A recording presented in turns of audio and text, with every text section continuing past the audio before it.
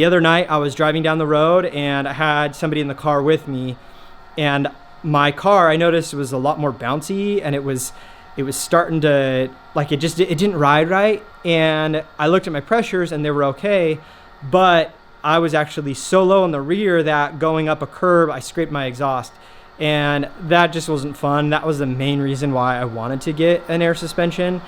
And even with a pressure-based system, it couldn't handle it. Now I realize you do need to add more pressure as you add more weight, and I did that, but that still wasn't enough. So I decided to go with a height-based system, so that way I never have to worry about it.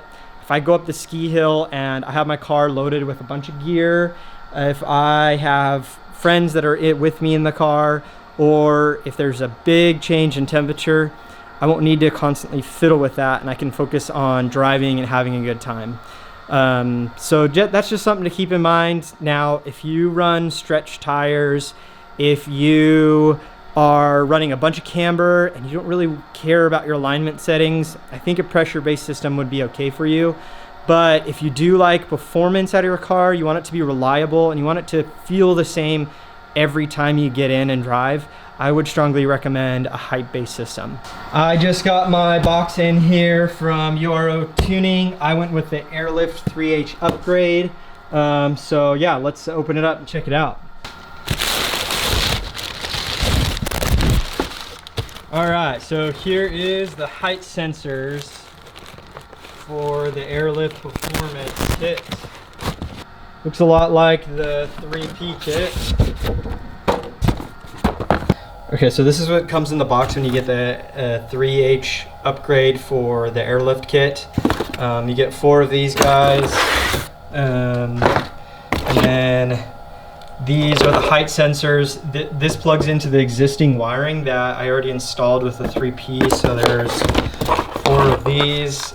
And then you get these guys that attach to the arm, like this, and that's pretty much it. It's really simple. As far as what the kit contains, apparently this takes a little bit of fabrication to make some brackets depending on the car. So yeah, I was thinking about hiring a shop to do this, but then I thought, you know what, if I could figure out the rest of the kit, I can figure this out.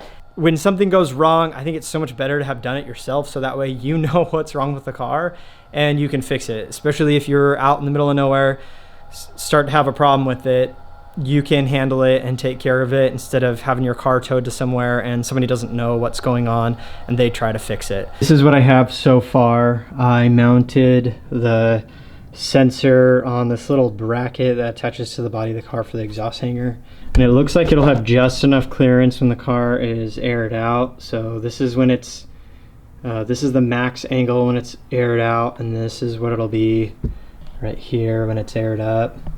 And then this is the rod that attaches to the arm, and what I'm thinking is down here I'll attach it to the back of the shock right here on this guy. So what I'll need to do is make a bracket for that and attach it to this bolt right here, and then I should be good to go.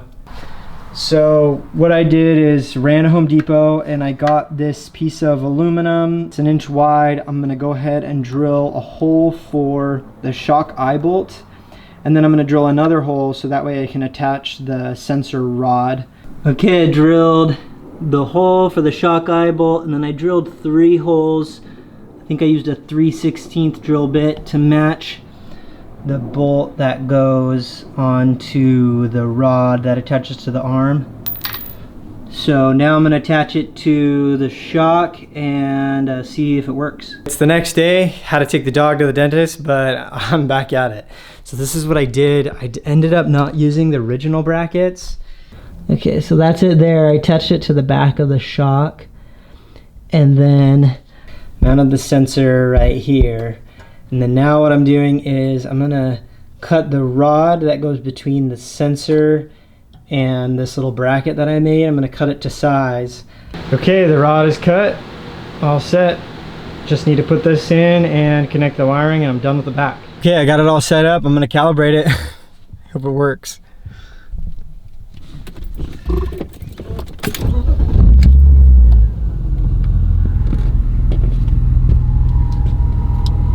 when I calibrate it, I was using the controller, but then I realized that it's a lot easier if you have the app, because you can see the pressures and everything as you're doing it.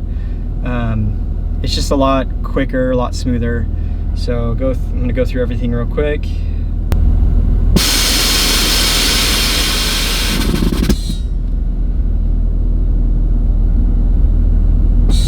Awesome, it worked. Thank goodness, man, this took forever. Okay, cool. Now I'm gonna go see how it feels. If there's any difference between driving with a 3P or 3H, see if it actually changes anything. All right, it's all finished. That took about 3 days, and what a pain in the butt that was. I bet if I took it to a shop and they did these all the time, they could probably get it done in a couple hours, maybe a day. But if you haven't done it before, give yourself at least 2 days. This was really hard, just because I had to keep remounting them because I thought it would work, and then I would test it and it didn't work, and just figuring out how the sensors work and everything. It's just not as, there's nothing about it's plug and play. Everything about it is making brackets and drilling holes. And anyways, I'm really happy though. The car rides really, really well. It does make a difference. I didn't think it would change how it handles, but I didn't get as much body roll. I noticed the car was adjusting a little bit more as I drove, where with the pressure-based system, it would only adjust when I would stop and be sitting for like maybe 20 seconds. This one would just at a stop sign, at a stoplight, quick, right away. Driving down the road. I mean, it was really, and it always kept the car where it needed to be. So I'm really happy. I think it was definitely worth it. I don't think I'd ever use a car without height sensors, but anyways, yeah, really happy with it. I think it's really worth it. I think the whole Airlift system has been working out pretty good.